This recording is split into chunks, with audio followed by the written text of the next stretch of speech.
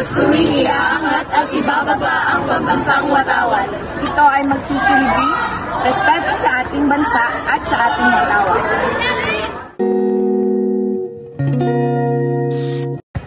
Panatiling sumunod sa patakaran ng paaralan.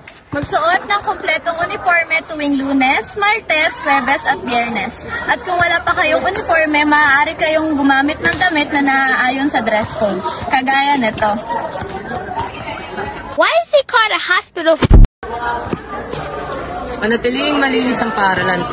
Isang mahalagang paalala, Kalat mo, dampot mo. basura mo, ibulsa mo.